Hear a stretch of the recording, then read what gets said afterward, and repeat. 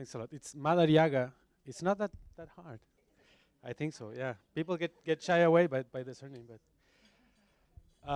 okay. Thank you. I'll start by thanking again Presha, Stephanie, all the organizers for this wonderful, insightful, and all of those nice adjectives for this conference. It's been really a pleasure to be here.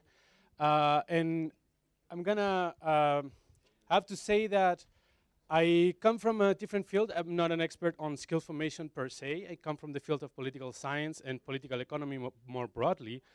So in a way, I'm sort of a foreigner talking to the natives because you are the ones that know a lot about skill formation.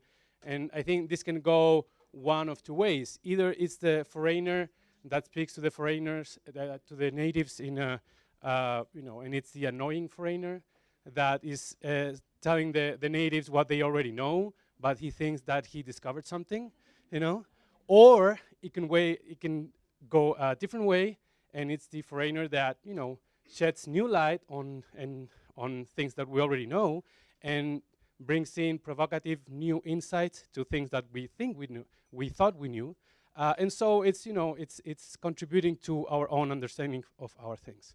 So I hope it can go the second way. If not, we can still be friends. So I'm going to talk about the elephant in the just transition room, specifically about employer coordination. And so far, there was a computer yesterday here to see the slide. Now I have to turn around. So far, we have been talking about two drivers for just transitions. The one is demand, and it's basically about green industrial policy, right? So you get government subsidies, incentives, and all sorts of interventions to get the sectors that will drive us into the green transition. We're talking about green energy and different things. And we've also talking about the second driver, which is supply, and basically skills formation, right?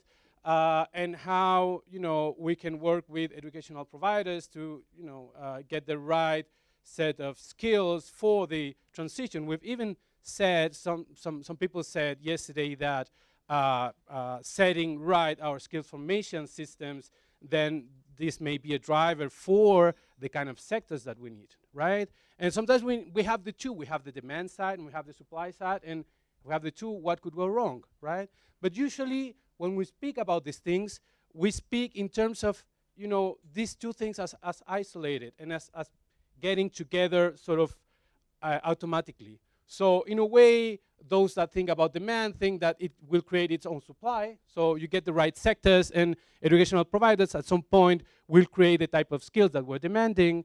And if you get the right sort of educational systems with the supplies that we think are going to be demanded in the future, then that could also sort of stimulate demand. But we think very little about this encounter here.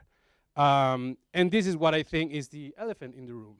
We have spoken very little about coordination, and this word came out yesterday, coordination, but we have spoken very little about it, and particularly the role of employers and of businesses in this coordination. And this is what I want to talk about, but particularly from the point of view of political economy. So how do we think about coordination in political economy terms? And I'm going to show you afterwards a few examples of how this can be achieved and the challenges of it with regards to a few cases in Latin America. And so coordination, to start with, is coordination first of what? Of actors with different interests, particularly employers, governments, and educational providers, but also workers and unions and families. Different logics, so we think of industry needs, but also social equality more broadly. And coordination for what? Well, firstly, to improving the match between skill demand and supply, but also for improving the life chances of people. So we have a set of sort of normative considerations, orientations of actors, but also interests that we need to coordinate. And in political economy, this is very simplified. We have thought of two sort of typical models of coordination. The one is that the ones that we often know is the market coordination, where first of all, skills formation are embedded in a broader set of institutions and economic dynamics. And basically, market coordination is where each company solves its skills demands in the market. So basically, you try to make markets as transparent as possible so that companies can actually get the skills, the skilled workers that they demand. But there's another sort of model of coordination that is based on cooperation, where companies basically cooperate between each other to solve their skills demands in a coordinated way. This requires important capacities for collective actors, not just individual companies, but business associations, and requires a set of institutions to promote that type of cooperation. And actually, the role of employers in these models of coordination of skill systems is quite important for a variety of reasons. And here I'm just showing the sort of, there are other important actors, but employers are quite important. And usually in these systems that we're thinking about, basically continental Europe, business associations represent most of the companies in their sectors. They have high capacity in terms of technical expertise, capacity to share information, to set standards for industry, to enforce compliance, to even monitor compliance and set sanctions for non-compliance. And so this really helps collectivize the skills formation system, and firms cooperate in skills formation. Of course, the situation is very different in our countries, in middle-income countries.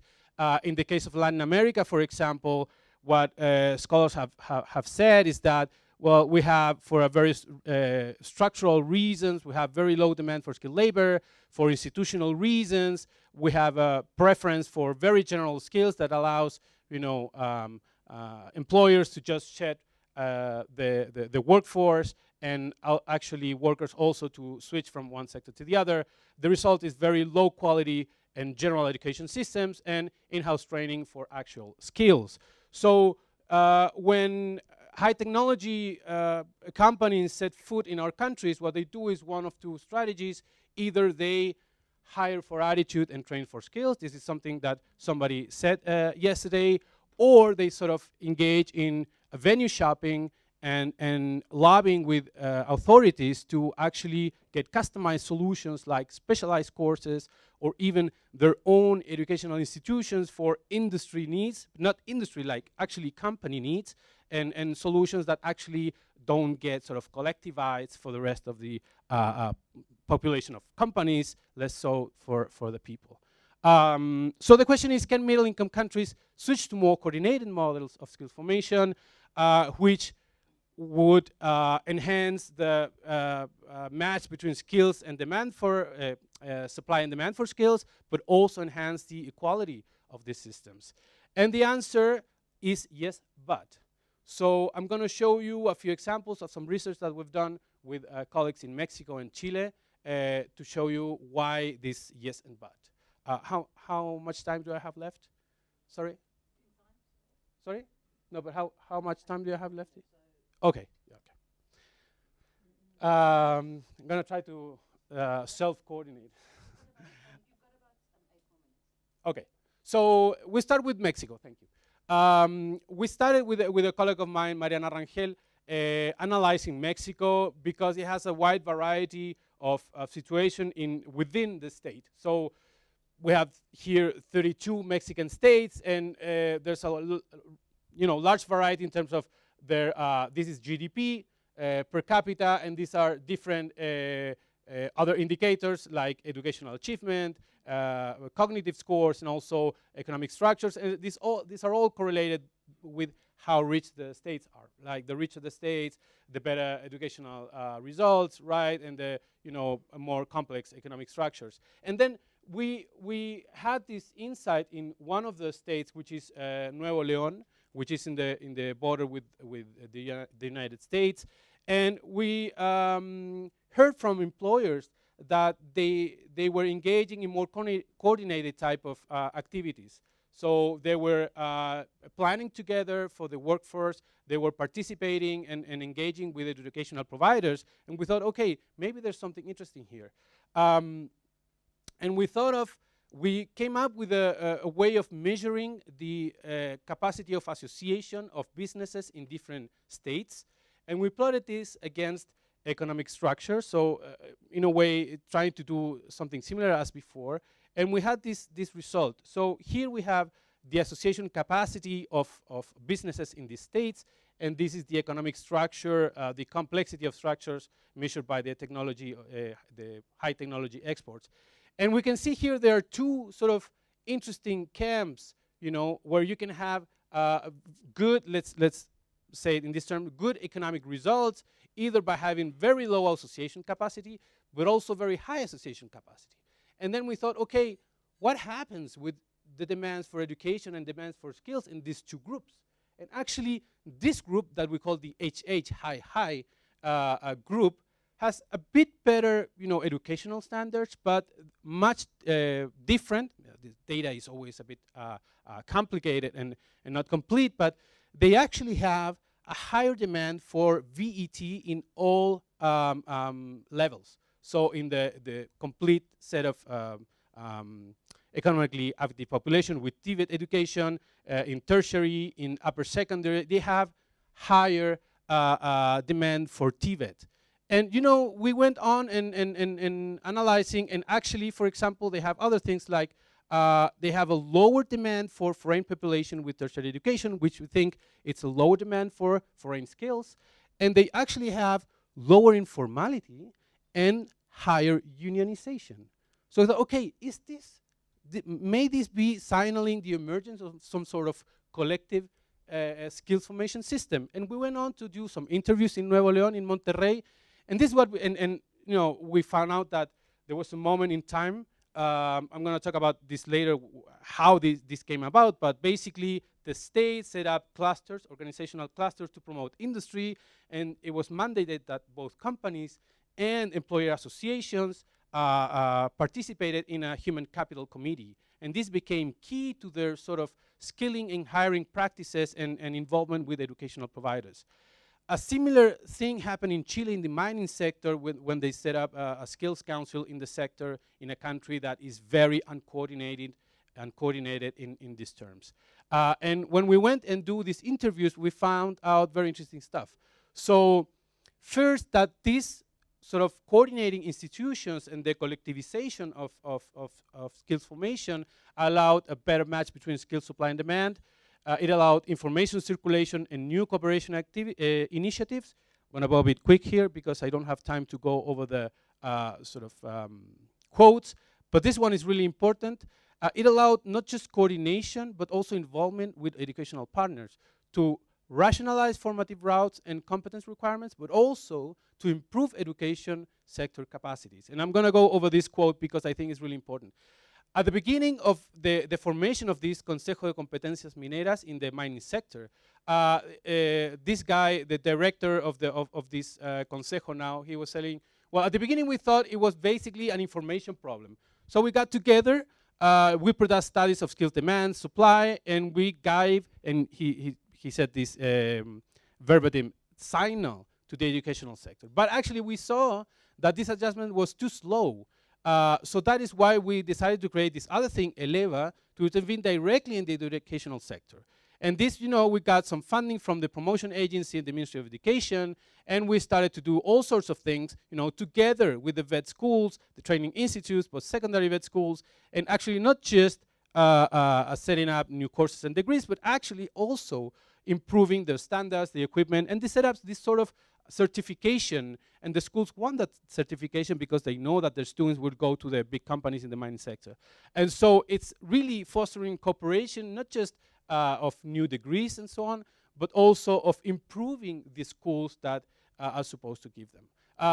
We also have some indications of the collective tackling of market threats. For example, in Mexico, when this happened in the automotive sector, when new companies, foreign multinationals that in Nuevo León, then they use these coordinative structures to actually protect their workers If they're poaching their workers and offering more salaries, well, they use these structures to train more workers and also protect some jobs. So it helps also companies adjust to new sort of challenges. Okay, so first answer, yes. So there may be the chance that these countries can learn how to collectivize their skills formation systems. And actually, there have some, in relation to the green transition, there have been some new developments, like, for example, sorry, this is in Spanish. Tesla is setting foot in Nuevo León, partly because of this better skills formation situation. We have BYD, a manufacturer of cell Li-ion battery cells in Chile, partly, you know, and there's a challenge here whether the mining sector will be able to use these coordinating structures to provide skilled workers to this. Okay, but challenges. I will finish with this. I need like 3 or 4 more minutes. What are the challenges? First, on employers. These are, you know, it takes a crisis to build trust. Employers are mistrustful. They don't trust each other. They don't want to share information with each other. We saw this also yesterday. So actually, what happened in these cases? There was an external crisis, competitive threats, that drove them to cooperate. In the case of Mexico, was the competition from China. It was taking away all the FDI. And you know, there was a fierce competition among Mexican states that raced to the bottom, offering companies different sorts of, you know, exemption, tax exemptions, etc. And so Nuevo León companies, you know, the government set up these clusters, and then companies saw it as an opportunity actually to improve their competitive stance vis-a-vis, you know, not just racing to the bottom, but actually offering, you know, a better skills formation as skilled workforce. In the case of Chile, it was similar, external competition threat.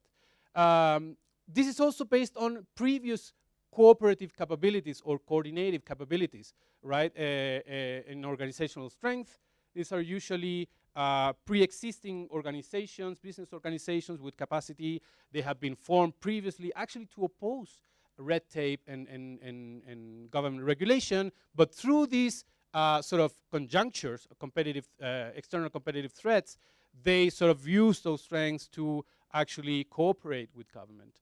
And you know, these are the most dynamic sectors in each country. So actually they have a small number of companies controlling the whole value chains. So actually this gives them a lot of sort of first mover power to set the standards, the cooperation in the industries. There's also a lot of challenges in terms of state capacity. So the states were able to provide at least a minimum of coordinating capacity in terms of these sort of platforms. We can talk about this later. Organizational clusters, for example, in the case of Nuevo León. They can also, I say quote unquote, spook employers.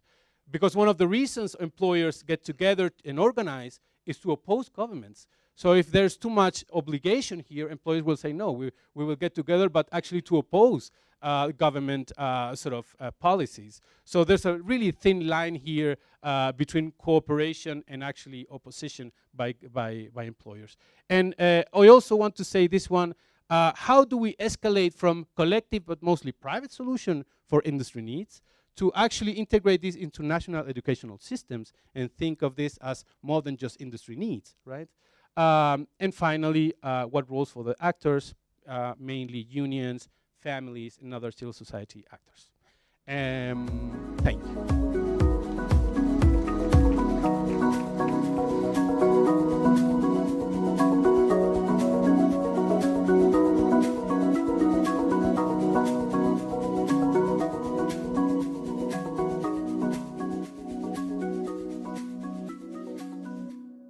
I mean, that was a lot and incredibly useful. And I think that the respondents, just to flag, because I think a lot of the issues around that complexity of getting that collective mechanism going and some of the challenges with respect to the role the state plays are things we're going to be picking up quite a lot from the respondents, both at a national level and at a local level. So thank you very much for that.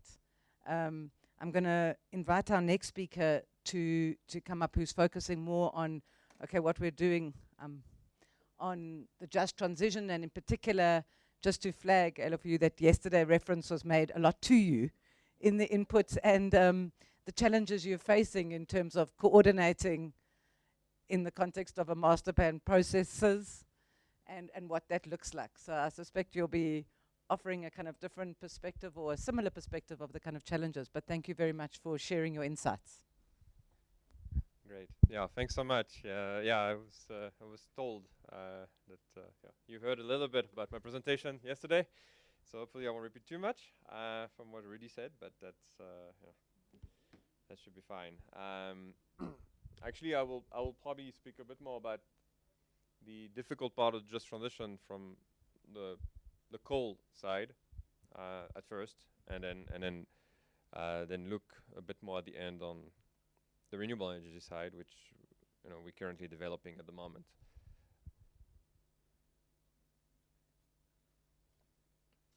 So I think the first thing when we think about our just transition, certainly in the South African context, at least in the energy context, it all seems to start with coal, and I think it's really important to start and put ourselves a little bit, ever so slightly in the boots of people who are in the value chain, people who work in the coal value chain, okay, and we often forget about the people who actually are employed in those value chain and the challenges that they face. And of course, we need to look at it quite holistically in terms of the entire value chain, not just coal mining, for instance, or the power plants. So if we look at it, in terms of the transition in South Africa's coal value chain, it's hard to estimate how many people are actually employed in it, but certainly, I'd say conservative estimates are 150,000 workers, a higher estimate, probably about 200,000 workers. That's directly employed, okay? Indirect employment, well over 1 million. Dependencies, 4 to 5 million people, and importantly, when we think about skills and how we transition, people going forward, people in the coal mining industry fare better on average than the rest of the economy. Yes, of course, they work in horrendous conditions, but economically fare better and have lower qualifications and lower skills level than the rest of the economy on average. So when we think about our just transition, that puts us a bit of a binder, in terms of how we think about developing new opportunities. And of course, it's not just about coal mining. Of course, most of the employment is in coal mining, about 90,000 people employed in mining in South Africa directly. But there's also road transport, coal truckers, people who move coals from mines to power stations, and are very dependent on one single activity, which is almost a bit of a captive sector, but can't really easily move to other opportunities. We've got people in the coal terminal, that's for exports. We've got people in freight. And these jobs are directly linked to the use of coal. So as the value chain declines, those jobs will disappear. Okay, there's no real way around it. Then we've got, that's a picture of coal mining employment in South Africa. So interestingly, we can see that from the 80s it went down and it went back up. But what's interesting in how it went back up is the disaggregation that unfortunately we don't have beforehand. In red, permanent employment. In green, contractors. They went back up only through contractors, effectively. Very vulnerable employment. All right, and the permanent employment's remained flat since then. All right, so the vulnerability again in the value chain has been quite high. Of course, there's other people employed in the value chain. Coal use, power generation, petrochemical production, steel making, cement production. These jobs are at stake, but arguably could be saved. It's a matter of changing inputs, changing production techniques.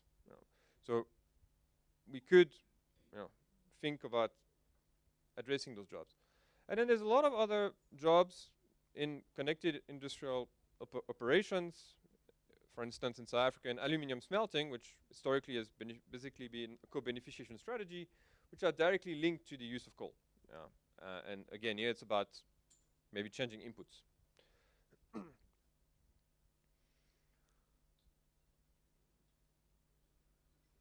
a lot of information about the value chain, which I'm not going to go through in detail now, but that effectively tells us that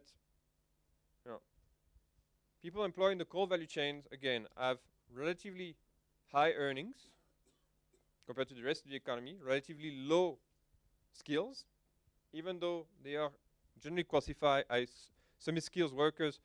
The transferability of their skills is pretty limited outside of other mining.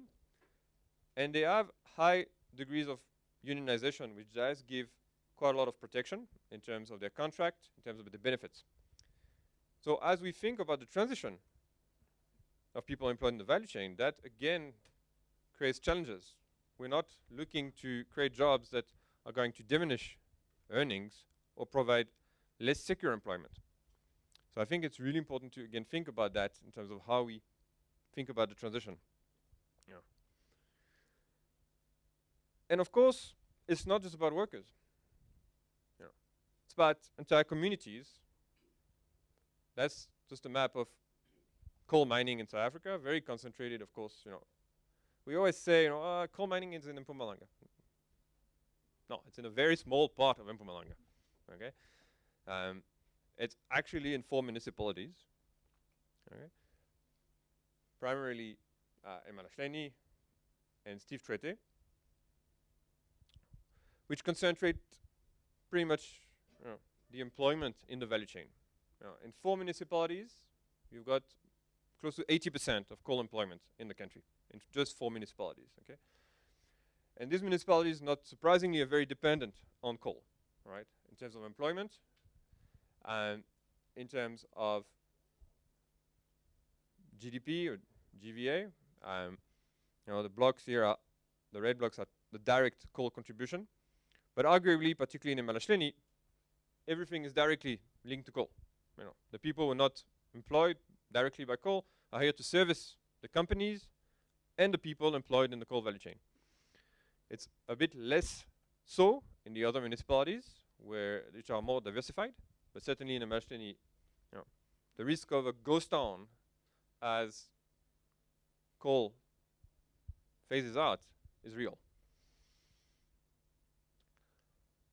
And of course, there's a lot of other linkages. To take one example, the Endrina power station, owned by Eskom, provides more than just jobs. To the municipality, it actually provides water, sanitation, waste management.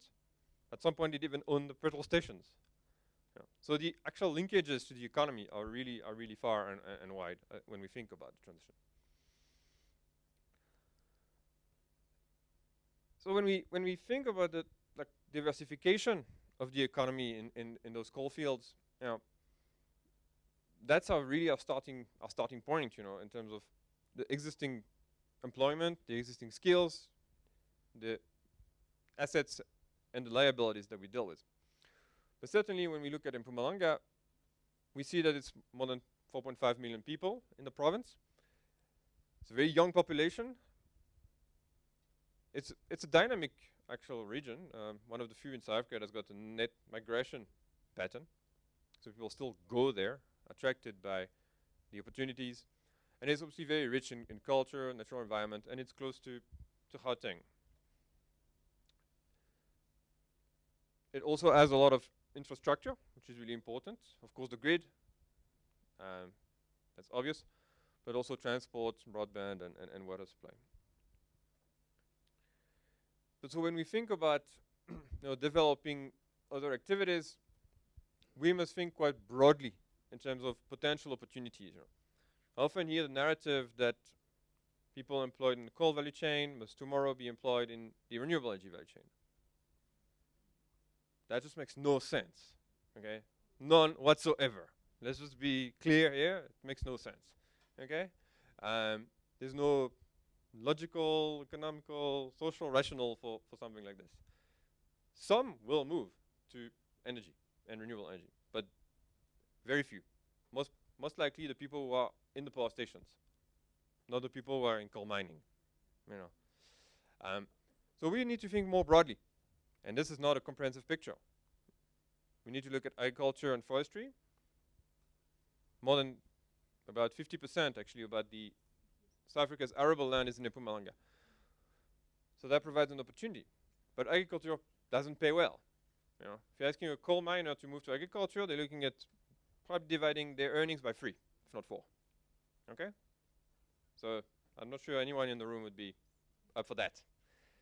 Okay? Tourism, very vibrant, but vibrant in another part of the country, you know, mostly the eastern part of the province, of course. Where the coal fields are, a lot more difficult, you know. Some of you have traveled to Middelburg. Steve Trete, on the way to there's a billboard. Middelburg, tourism mecca. It's hard to believe, you know. I think it's my favorite billboard in the whole country, you know. But it is hard to believe, you know.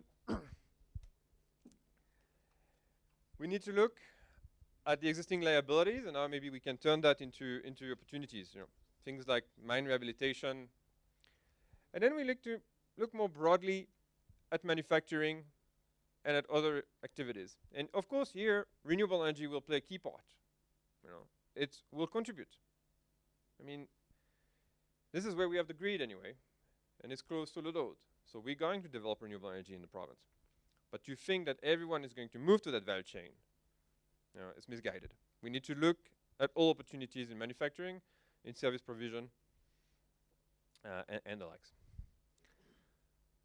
And then we need to think a bit more broadly about it in terms of the vulnerability in the system. You know, we need to think about what's the nature of the industry that people are employed in. Is it an industry that's growing or shrinking because of the transition to a green economy? What is the kind of skills that people have? Is that a skill that's in demand or not? You know, you could be in an industry in decline, but if you've got a skill that's in demand, you will transfer. You know, if you speak to the power station manager at Comity or Andrina, he will tell you, every day, he told me, I work myself out of a job. Okay, his job is actually to work himself out of a job. You know, but he's not worried. He's got skills. He's worried about all the others in the plant who don't necessarily have the skills that could be transferable.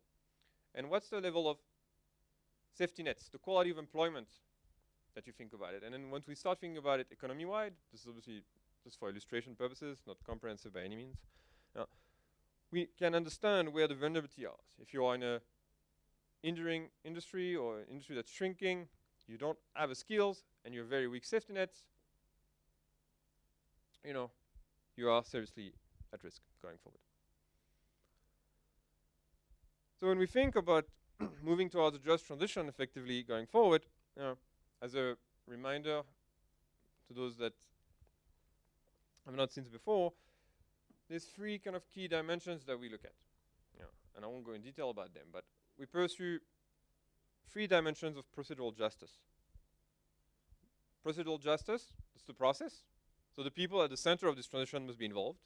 You know, we can't go and design just transitions in Pretoria or Joburg or Cape Town without the people actually at the center of it, which is what we're doing, by the way, at the moment. You know, we go there and ask for tick boxing exercise. We need to look at distributive justice. That's those coal workers that are, you know, set to lose their job. Those people are going to set to lose their livelihood. How do we address those challenges? How do we move to next opportunities? And then restorative justice, I think, in the South African context, was critical. How do we address the historical legacy? You know, these are people in the coal value chain that, of course, have benefited somewhat. Let's put bread on the table, but actually have been at the forefront of the challenge, and face the social and environmental liability. No, we want them to suffer again through the transition. It's obviously problematic. If we drill down a little bit into distributive justice, we see that there's three kind of levers that we can use to really kind of address that. The first one is,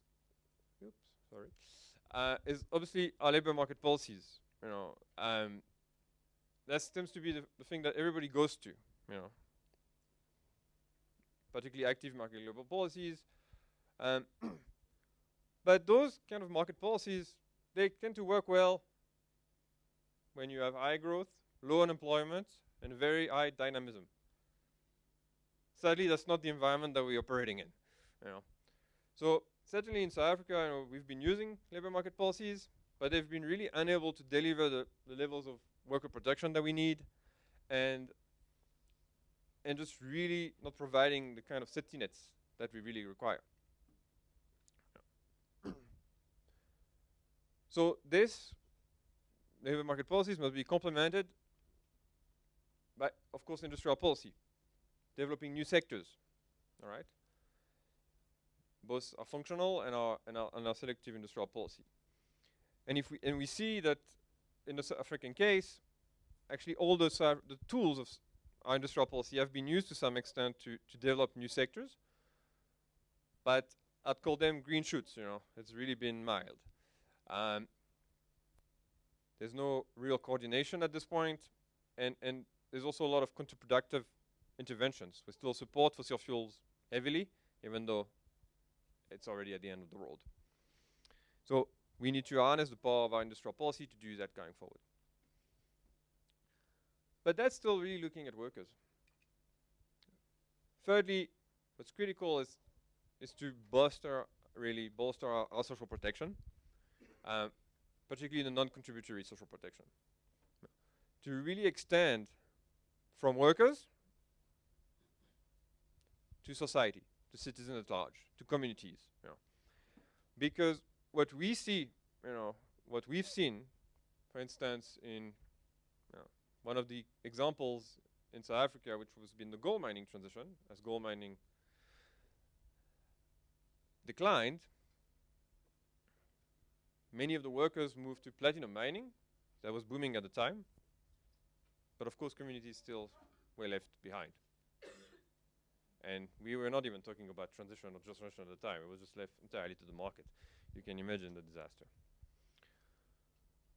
So if we look at the other side of the coin, I know I was about building a new industry.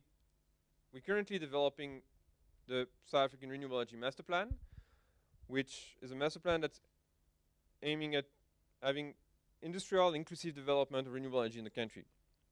And I know you've heard a little bit about it yesterday, but effectively, we're really trying to build that industry in a way that makes sense for us. And we've got 4 key pillars, which I'll touch on very briefly because I'm running out of time. But for us, it's about first supporting demand. It's critical. We need demand for renewable energy as much as possible. And we don't see it as core to SAREM, to be honest. We see it as a precondition. If there's no demand, there's no master plan. So making sure that we have a lot of demand for renewable energy and storage is fundamental for us. Then we've got to look at industrial and inclusive development. How do we build a value chain entirely? When we talk about renewable energy, people say, oh, well, yeah, what about panels? I'm like, panels are the tip of the iceberg, okay? There's an entire value chain that we're looking at. In wind, in solar, in lithium-ion batteries, in vanadium-based batteries.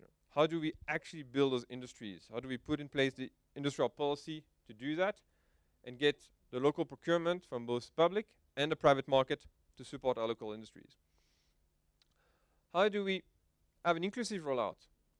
Yes, renewable energy is booming in South Africa over the last few months, and will continue to do so. It's booming out of what? If we're being generous, 5% of society. And I think that's being generous. Yeah. So how do we widen that? How do we transform the industry? Yeah. Can you believe that we actually don't have a BE scorecard for renewable energy in the country? That doesn't exist, you know. So, you know, we need to put one together. How do we support our new entrants, new businesses coming into the sector, you know, to actually build value chains? And of course, how do we build the capabilities around skills and technology development, you know? So, interestingly, when to Aldo's presentation, one of the things that we're putting together is a matchmaking platform between industry and education providers to address the gap between supply and demand, to make sure that what comes out of education providers speaks to the needs of industry, and vice versa, that we can develop a pipeline for graduates to go and get training.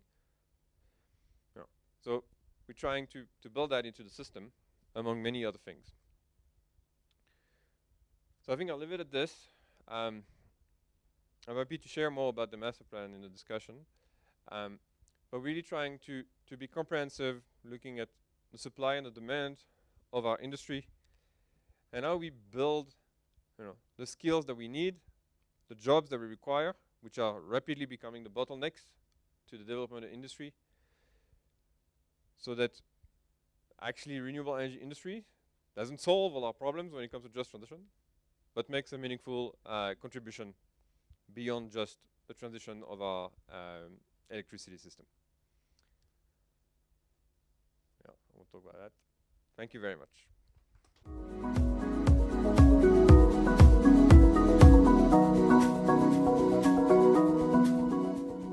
Good morning. Thank you very much. Good to see people when we met a few years ago when this discussion was starting here in South Africa. So very nice to see you again. Thanks for your presentation. We are now moving to the next part of the discussion, which is inviting our respondents to provide their inputs and views, and then we will open the floor for more questions.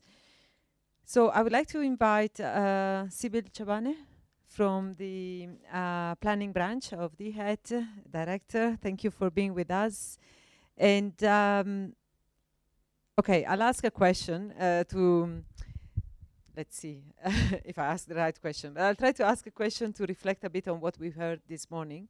And then of course you can expand and share your perspective.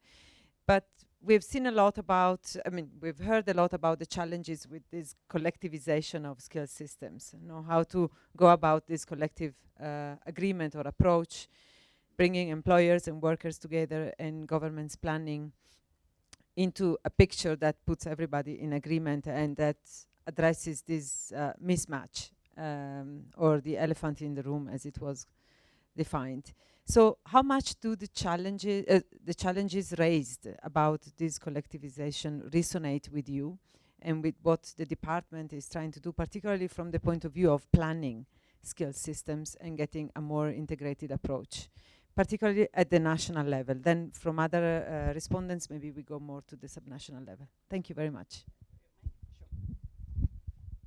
Thanks. Thank you so much for that question. Good morning, everybody. My name is Sibyl Chaban. I am, as indicated, from the Department of Higher Education and Training. And we have a quite broad and complex mandate. And so to be able to respond to your question, I have to be able to sort of set the groundwork for what we do. We are responsible for literally all education and skilling that falls outside of the basic education system. From adults who may have very low levels of education to your PhD graduates. As long as they're not within the basic schooling system, we more or less have a functional responsibility for that. And for me, what has been interesting, and to come to your question, what has been interesting about these discussions is the focus is around coordination. But in trying to engage with other stakeholders that obviously have an interest in skilling, you know, we all come into this discussion with certain assumptions. There's an assumption, first of all, that we have a common language and understanding of what the issues are. there's an assumption that we all have agreement even on what each other's roles are.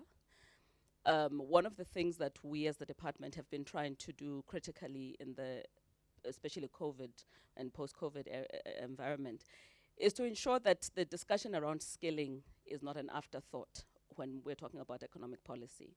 So when I'm listening to the example that was given about Chile and the experience even of Mexico,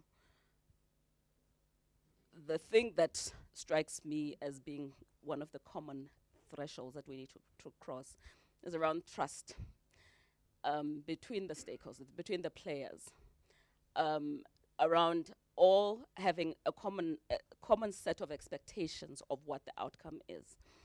And we went into the process of engaging with the master plans with an understanding that as sector strategies for the growth of those strategies are being developed, we wanted to make sure that skills comes in as early as possible in the discussion, because necessarily skills takes time to develop. But what we also anticipated was that the notion of demand for those skills is going to be well articulated by those opportunity holders, right? That your government departments that are driving certain economic sectors, agriculture, public works, for infrastructure, those types of things, there's going to be clarity about what their plans are and where they're experiencing skills bottlenecks, and what our role with our entities, with our funding entities, the levy institutions that are reflected in this group, the National Skills Fund, but also our institutions, our TVET colleges, our universities, our community education training colleges.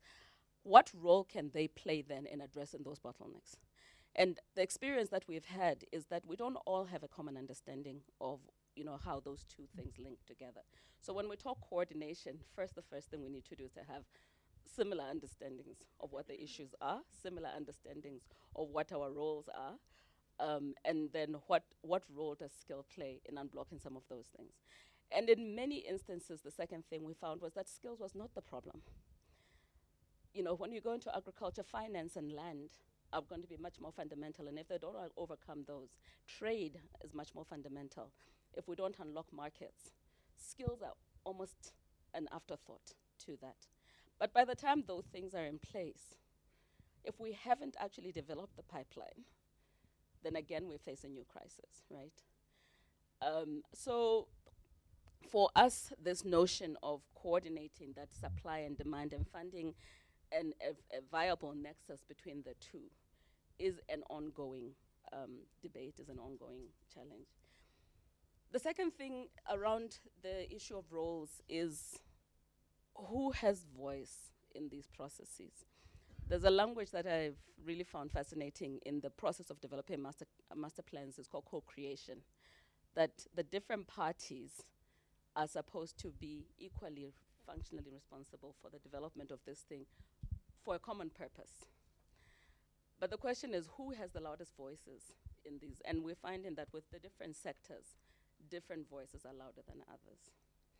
And as you get closer to where the people who are most affected, when you get closer to workers, when you get closer to communities, their voices get louder, but their power and influence gets slower in a sense.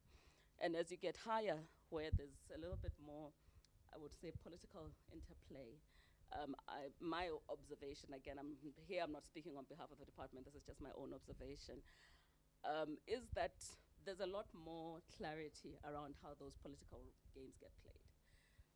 And therefore, sorry, sorry, I'm using my hands to speak. There's a bit more clarity around the rules of the game at that level. And so there's a bit more clarity around the roles that people play. And so that co-creation notion, I think we have tried to put in place mechanisms and systems and policies to facilitate it at different levels. If you think about workplaces, we require that every employer submits a workplace skills plan to a CETA, and that workplace skills plan must be signed off by both the workers and the employer. In practice, what happens is that the employer's representatives sit in a room, develop a workplace skills plan in some cases. There are others that obviously work better. And then at the last sort of possible second, there's a rush to get signatures. So it is signed off, but how effective is the dialogue that gets to the point of that signature? So for me, these are the kinds of things that if we are going to overcome this breakage and that nexus between supply and demand, we also need to be real about what we're facing. So as the department, what we've been trying to do is to recognize that there's short-term and long-term demand, and we need to find ways to engage with our partners in the development of skills that speak to demand, recognizing that employers are not always able to articulate their demand in ways that allow us to plan for that response. They're not necessarily always able to anticipate what demand they may have over time. And so we have to recognize that they have immediate needs that they're trying to address. They may not be speaking our language of long-term planning, but our institutions require that long-term forecasting. And so for us, that really has been the point at which we've been grappling with these issues. And I do find the examples that have been presented now instructive in the sense that we are seeing that there may be triggers and sort of opportunities to take up to find that common trust, that common will, and that common purpose. But somehow maybe it needs to be triggered by a crisis, as you say. COVID for us was a crisis, but we then also have to be ready to respond to that crisis. And in some instances we are, and in some instances we're not. Thank you. Thank you. Thank you so much for sharing your perspectives on how, from the department, you are trying to articulate this complexity, and also reflecting on the cases that we have heard this morning. I think we are adding elements to the discussion. I encourage you all to take notes and write down questions that you may have for either the speakers, panelists, or the respondents. Now we move to the next one. I would like to invite Judith Shoniwa from SECO. I know you are particularly working on private sector development and engagement with the private sector at SECO. And I would like to ask a similar question, but now moving from the national level to the subnational level. So from your perspective, how can the collective approach work at the subnational level? And then if you can share some examples of what can be done or what has been done based on your experience. Thank you. Thank you. Good morning, everyone. So for us at SECO, the skills development portfolio falls under the private sector development portfolio. And what we do is we look at the interests of private sector. So how do we create an enabling environment for private sector to operate? I mean, when I listen to the topic today, and just some of the examples that we've worked on, the words that come out or that were coming out now were, for example, coordination, trust, planning, and just to find who can do that, like who's neutral enough to be able to play that role, given the different stakeholders that are there. And I think what adds to the complexity is when you bring in the just energy transition, I think a lot of people have got a different understanding of just energy transition to start with. Secondly, we're at different levels. Where you talk about reskilling, some are saying we don't even have any skills. So before you reskill me, skill me, please. And then when you look at South Africa, the youth unemployment challenge, and again, I always refer to the different levels of the unemployment. You've got some people who've got no skills at all, some have got some skills. So it's a really complex environment. And for that, you're going to need someone who's very patient, who's got time, and who's got funding that's not really earmarked for anything. I think that's where we find ourselves coming in and playing a role. We believe that our funding as a donor should be used to go into areas that are high risk, where you can be innovative, where you can make mistakes and come back and correct them. I don't think private sector will be patient enough to do that. I don't think government can have the resources to do that. But I think what I've learned is, in this environment that we're operating in, once you come in and you do some work, and then people can see the results, then they come. So it takes time, it takes patience, which is why our funding then is critical for such an area. We have worked together with GIZ, co-financing a program with BMZ called Skills Development for Green Economy. And I think we came in as SECO towards the end of the program, and we brought in all that private sector element where we're saying, how then do we bridge or improve how then do we help with that transition? So skills are there, the youth are being trained, they've done work on the TVETs, improving the curriculum, but then that skip and that jump, how do you jump? And then we came in to say, how then do we work with the employers to say, how then do we help you get these employers on? And I think that's the element that also Sib was referring to say, how then do you bring the coordination? Who stands in there between supply and demand? And that's the area that we've been working on. Primarily, we started off with the installation, repair and maintenance program in Mandini, in Ilembe. And I think there, we could see that entrepreneurial planning also for the employers, how then do you develop that pipeline? Now in that program, first of all, they're offering a postgraduate qualification for graduates from TVET colleges in installation, repair and maintenance. That qualification in itself enables people to move in between sectors. And then we went in to say, what do we work with? So it's based that we had a hub at a TVET in Umfolozi TVET College. And then who are the other stakeholders that are important? We brought in private sector. So government is already there under the TVET. Private sector came in to fund. So SAPI came in. But SAPI only came in when they saw that a hub was established. So donor funding had to come in first, establish the hub, train to develop a course, train the youth. The youth are now there. Okay, so now private sector comes in and even says, we will bring our own suppliers for training there. And then now that value chain that Sib was referring to is then built. That same model now is now being replicated in a new program that we are co-financing again with BMZ, implemented by GIZ again, called the Career Path Development for Employment, CBD for E. And with that now we're expanding. There are now more hubs and more parties are coming on board. So KFW is now coming in to say, who will now fund the hubs? We are still in there. So I think the role of skill formation should really lie with someone who's patient enough to do the work, who's got the resources. And in this case, we see ourselves as a key player to fund such initiatives and to experiment, develop pilots. And once we've got working models, this can now be replicated.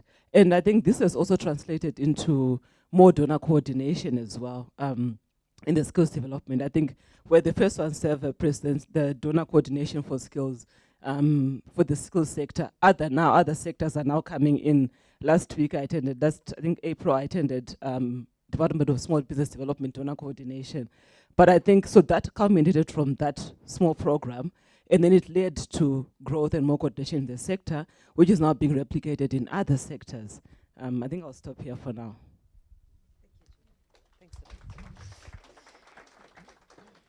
Thank you very much also for sharing examples of the work that is ongoing in the country. I think some of this work was also presented yesterday in one of the parallel sessions, and we will have time to discuss it a bit more as we open the floor. The last but not least respondent I would like to invite, I'm very happy to invite the Namibia Energy Institute.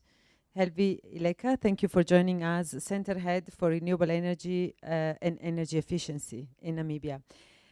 As we have you here, of course, it's difficult to resist the question about what is happening in Namibia. We hear a lot about all this investment in the renewable energy sector, particularly in the green hydrogen sector, and there is a lot of attention looking at how the country is planning this transition forward.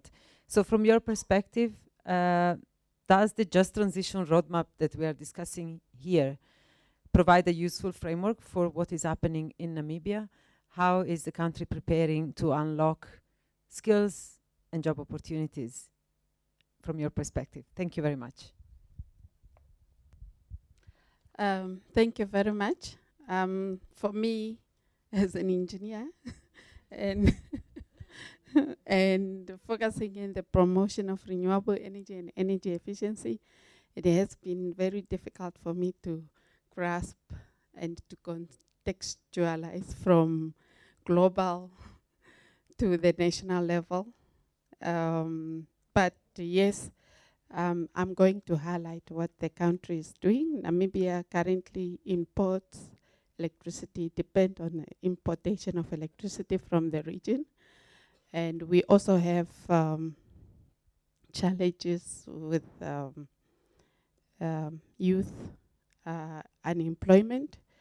And we have been trying to, and for example, the universities, the courses that are offered there are dependent on just focusing on engineering.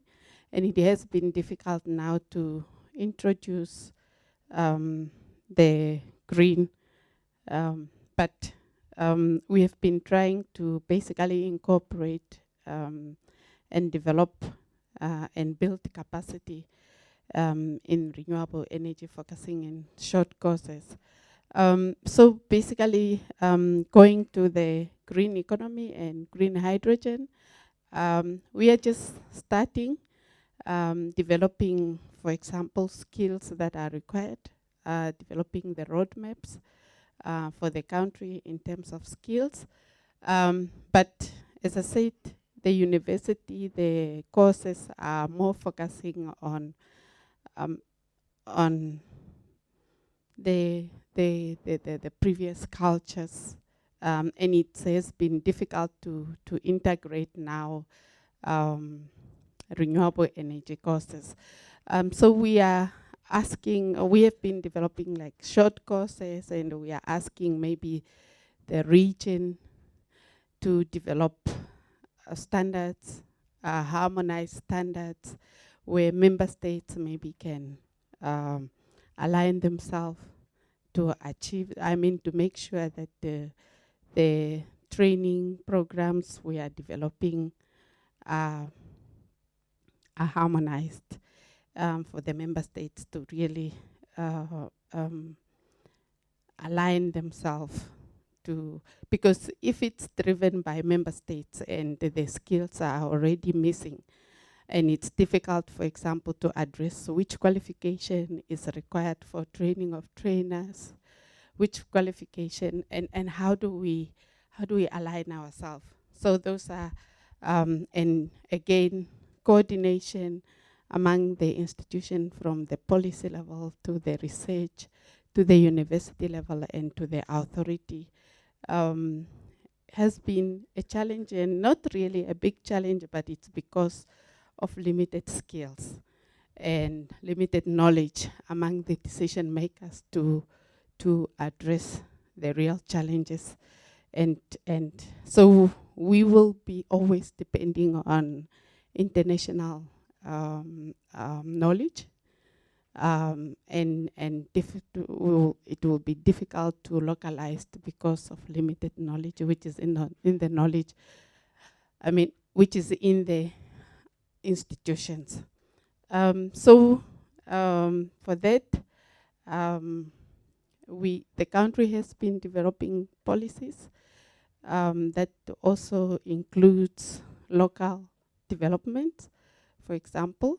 But as I said, if at the decision level there is a limited knowledge, it will be always difficult to localize. And we are requesting the region, for example, to develop really good national standards where member states can align themselves to achieve objectives. Thank you. Thank you very much. And indeed, we are coming also from another meeting just at the beginning of this week, where we were discussing with the SADC Secretariat these issues and how the sub-regional bodies like SADC or other entities can help countries in this transition. So thank you also for bringing the issue to that level of discussion. But now I would like to hand over to Carmel for the last part of the session. I think we open the floor. We have 15, 20 minutes maybe, and I can help you collect questions from the room. Yeah. Thanks, Alicia. Alicia's being kind. She's giving you 5 minutes extra because we started 5 minutes late. Okay, so we covered a lot, and of course we're looking at the green transition, but also it was specifically with respect to kind of skills formation systems and collectives, so people can obviously ask questions based on both. Steph, is your hand already up for a question? I thought we were open for questions. Thanks. It was really very interesting presentations. I've got a question, and I think it's for Aldo and Sybil, about employer coordination, because it seems to me like maybe it's a necessary but not sufficient condition for skill formation, for collective skill formation. You could have employer coordination and they all agree to have a low wage, low skill strategy, for example. So it's not clear that just coordinate, so it is very important and it's very hard to achieve, which is the next half of my question, which is, your point about a crisis, Aldo, was really interesting, but it also seems like that's a necessary but not sufficient trigger for coordination. Because we've had plenty of crises. We're dealing with crises right now. We've had COVID, it was a crisis, and we don't have employer coordination. So I was just wondering if you have insights about what were the other ingredients that enabled that coordination to actually happen when there was a crisis. It's a bit like... they say corruption can help development, but often it doesn't. It's like a crisis can be great if it leads to coordination, but it might just lead to more disintegration. So I just thought maybe, and Sybil, you picked it up that we have had a crisis, but is it? And maybe in some sectors there's a bit of employers coming together and actually talking to each other. So I was just really interested in both of your reflections on that. Thanks, Stefan. If it's okay, if I can ask people who've been asked questions to just note it down, so we'll allow for a couple of questions.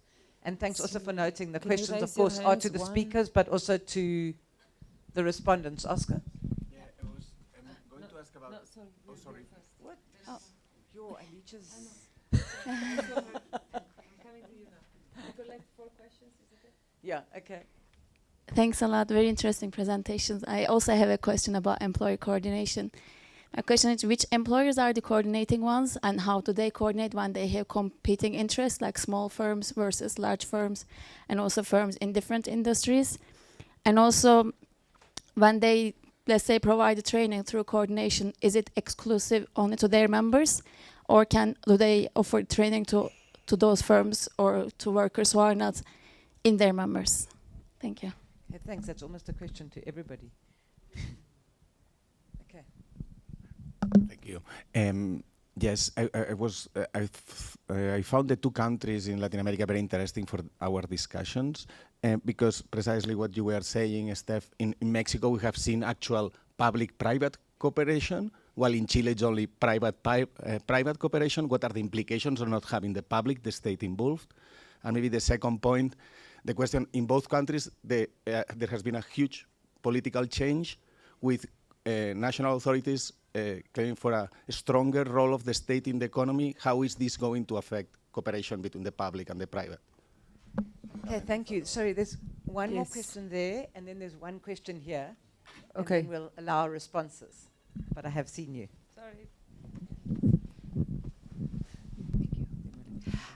Thank you. I have a comment and a question. My name is Andrina.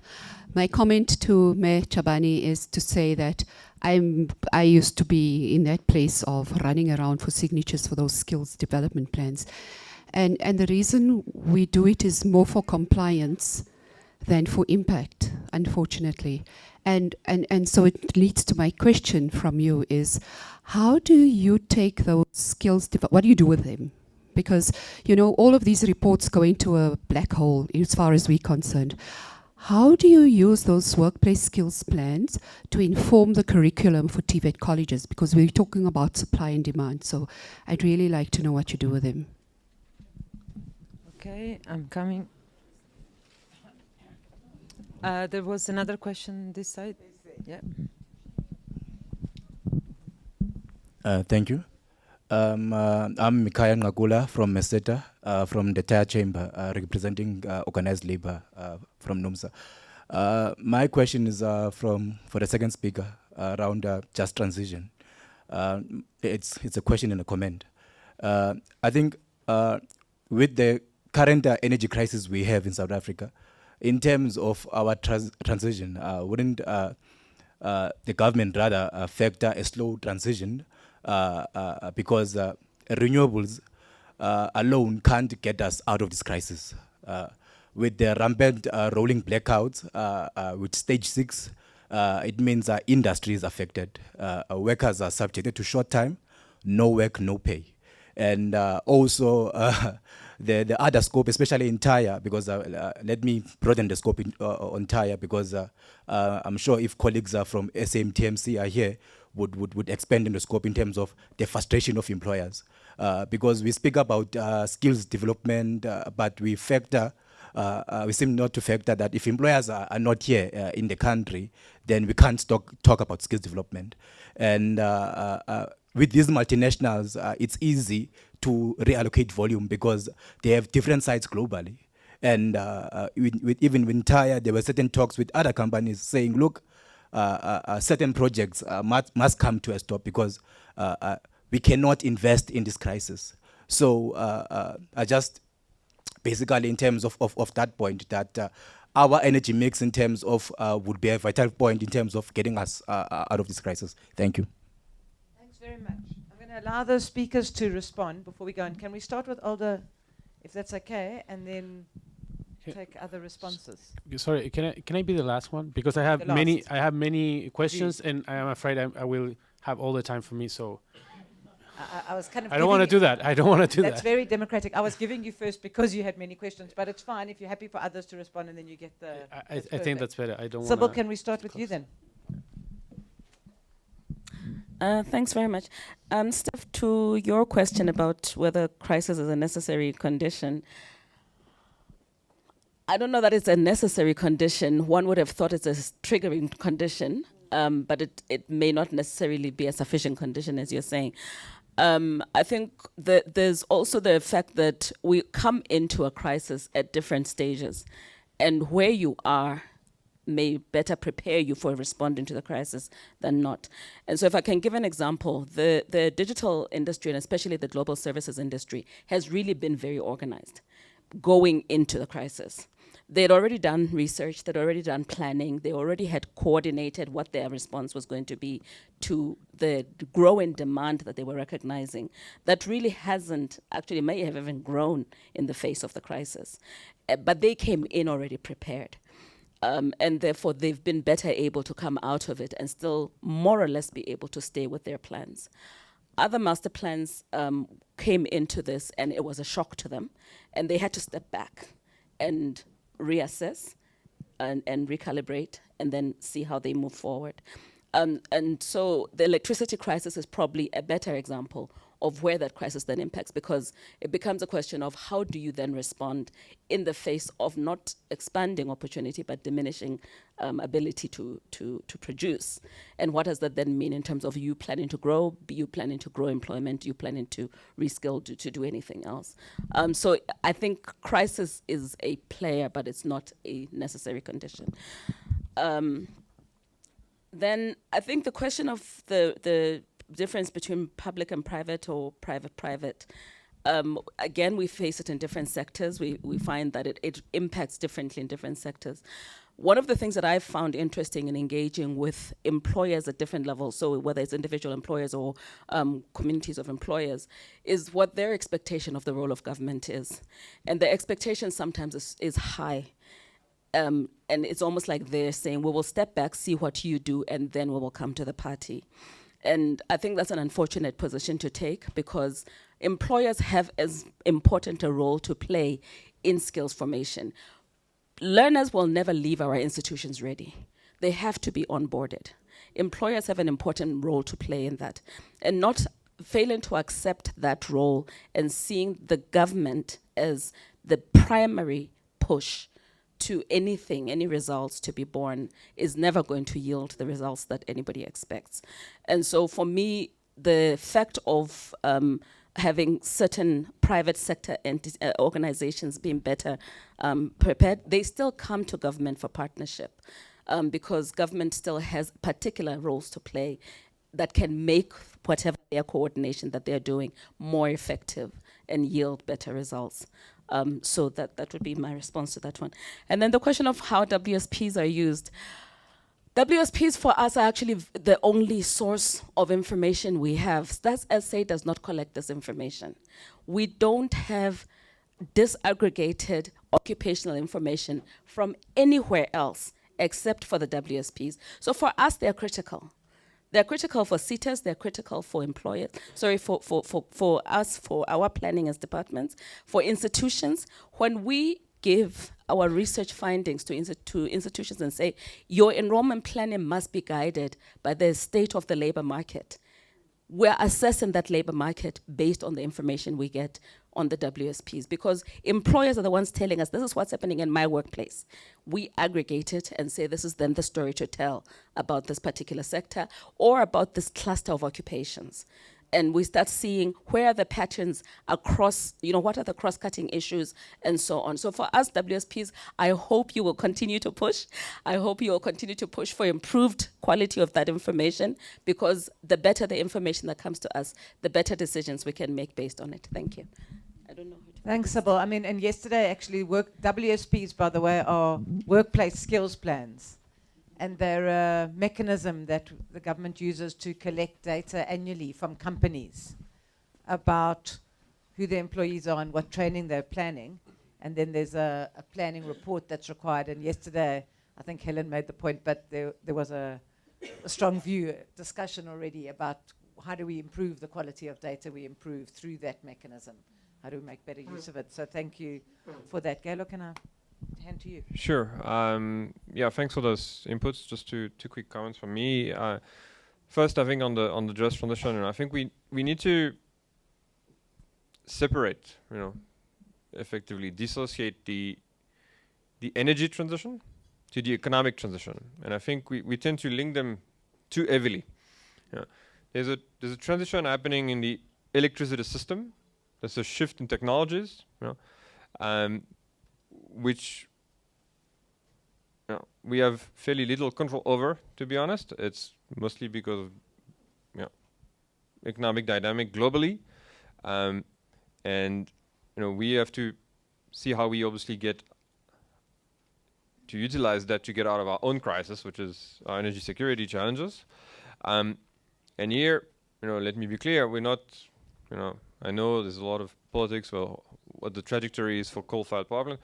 We're not closing any coal-fired power plants because of renewable energy or because of climate change. We're closing them because they're old, inefficient, and too expensive to maintain.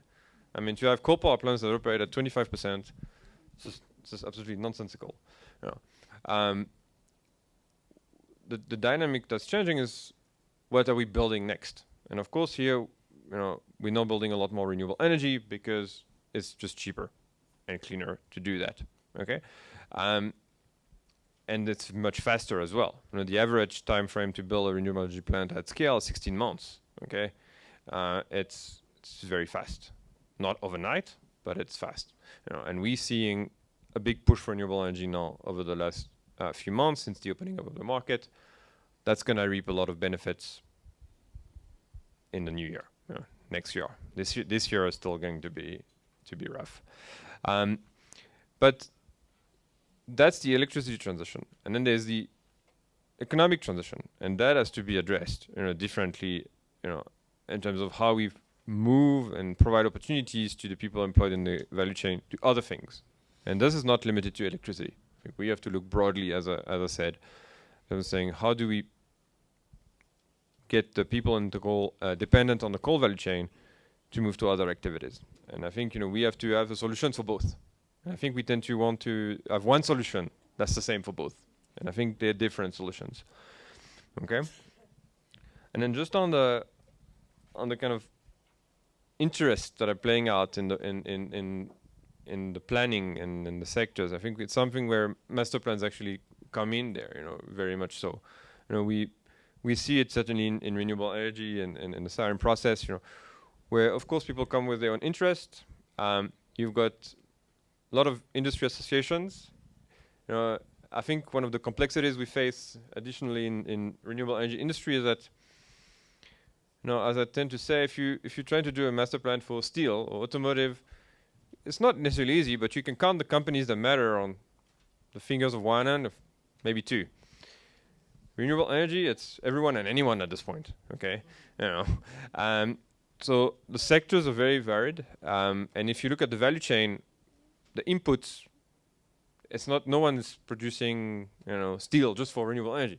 You know, it's a value chain that, and then maybe 5% of their market is, okay, well, we're supplying the renewable energy industry with whatever they need from steel or aluminium or whatever. You know. So you've got a very big diversity of sectors, and of course, people tend to keep the information for themselves. You know, we've had challenges, you know, where people have done amazing studies of their sector. Industry associations have done that and have refused to share it publicly. You know, we can't force them, but then we can, through the master plan, provide our own information so that it is available for everyone. And so I think that's part of that, you know, interface about trying to bridge those barriers, bring everyone together and try to break the silos a little bit. Because of course, master plans are social compacts at the end of the day. It's government, it's business, and it's labor. And you know, I think that's the way to push them. I think it's not perfect methodology, but I think it does help and provide a platform to do that. Thanks so much. Okay, thanks a lot. Actually, that was to gain a little bit more time to think about the questions. Okay, thanks a lot for the questions. Stephanie, yes. Yeah, well, it's difficult. And I'm happy, well, Sybil said crises are triggers, of course, triggers. And usually, I said it also, one of the challenges is that employers usually get together to oppose governments and, you know, do all sorts of things. And I think it was Adam Smith who said, you know, when private sector gets together, it's usually to complot, you know, against something, right? So it's exactly using crisis to use those coordination capacities to put them to work into something else, right? To policy sort of policy enhancing coordination. Now, the good sort of quote unquote, the good news is that we're in a capitalist economy, which means that also crises are all over the place. So maybe the thing is to be ready for the next crisis, right? So it's not that, you know, we had COVID and then, okay, we will have to wait until the next crisis comes. I mean, there's crisis all the time. So the thing is how you build, you know, yeah, well, it's how do you build the capabilities, you know, to exploit those crises, as Sybil was saying. And I think in the cases that I researched is the role of government, I jump into the next question, was really crucial, not necessarily into, like, I think I really like what you said. It's not that the governments, we have the first sort of, the push and the first word in this, because employees are really mistrustful of what they're doing, especially when governments are trying to get into what they, you know, the value the most is, you know, the skilling decisions and hiring decisions. So why would governments have to, you know, be part of that, right? But actually, they can build certain things. For example, relatively simple things like, you know, information about how, in their own language, how getting together to cooperate might actually increase their own revenue, right? And their own sort of utilities. So this is a little bit what happened in Chile. What happened in Chile was that there was a huge, it was not even a crisis. The thing is what, during the commodity boom, there was a limited supply of skilled workers, and the companies had to, you know, this opportunity to sell to the world markets, but they were just poaching each other's workers, and they were driving cost up. So at some point, the government was saying, hey, look, if you cooperate with each other and you start planning, actually, this will be better for everyone. So this went on for a couple of years until they sat down and said, okay, maybe you're right. And they started doing this. So it took some time, but the government agencies were already sort of doing this planning exercise from before, and not so sort of imposing it on them, but actually they used that moment to start talking about it and to generate that sort of coordination. Then on the role of the state, Oscar, you're right. This is really crucial. And again, I think in Chile, the key issue is how to, as I was saying, how you escalate this from a private solution or collective private solution to, you know, a national thing. And again, businesses and even the state agencies that are working with them are very mistrustful of this because, you know, this is the golden egg chicken. I don't know whether you say that in English. So they don't want to spoil it, right? But the government is really looking at that. It's putting some money in it. It has already put some money through its agencies and says, look, you know, it doesn't work if this is only certifications for the mining industry. We need these, you know, workers for the whole economy, and we also need this for other industries. So there's a real challenge there, and they don't know exactly how to address this. But, you know, the people working in here from the companies, they also feel the pressure that they, at some point, they will have to sort of make this public in a way, and they're trying to figure it out. This is all what I can say about this. And Merve, yes. So what industries? This in Chile is just the mining industry, and in Nuevo León in Mexico is also by industry. So it's the automotive sector, the aeronautics sector, the IT sector, and so on and so forth. So it's sectoral. And actually, the interesting thing is that is the main sort of OEM companies that are part of these clusters and the business associations, but actually they drive the whole value chain with them because, you know, they want to organize, so to be sure that they will have their inputs. They want to organize the whole value chain according to, you know, skills demand that they have. So actually it's them who are participating the most, but they're bringing the whole value chain in. I think those were the questions.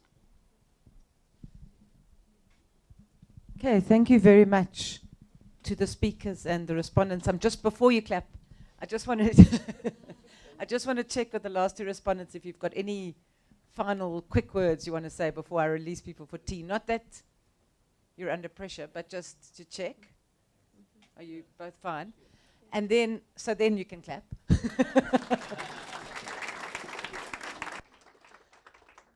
Okay, thank you. I mean, that was really very thought-provoking in relation to the extent of the challenges. And then it was nice to get some sense so that there are possibilities and not just challenges. So thank you for that. When we come back from tea, we go straight into the parallel sessions. So just to remind people, there are 3 parallel sessions: skills for greening and economic development is the first one. So some of the conversation we've begun here will be picked up there. Industrial transformation and skills is the second one. And then the third one is skills and inclusivity. So picking up on some of the issues that we started to discuss, in fact, very much yesterday out of the skills formation project in the industrial transformation and skills project and skills and inclusivity. Steph, do you want to make a... Yeah, I will. I was going to. So we do that until lunch. So people should look out. Again, you can choose which sessions you go to. Sorry, our speakers and respondents are very unruly. We seem to have created connections, which is fab. So that's the second parallel session. So again, like yesterday, it will be there'll be an indication, there'll be people standing there who can help you if you're not sure where your session is. Then we have lunch. Today it's only back to an hour. So just to remind, it's not an hour and a half like yesterday, although you're still, of course, welcome to continue to look at posters. So it's 12:30 to 1:30, and then you jump straight into the second round of parallel sessions. And then we end the day back in the plenary at 3:30, where we have the closing plenary. So the sessions, the third parallel sessions at 1:30 to 3 are building skills into the ecosystems, skills for green energy transitions, and industry work skills and greening industry. But we will come around at lunch and just remind people again. So for now, if you can enjoy your tea, and then at 11 o'clock, head into the second parallel session of your choice. And thanks again to the speakers and respondents.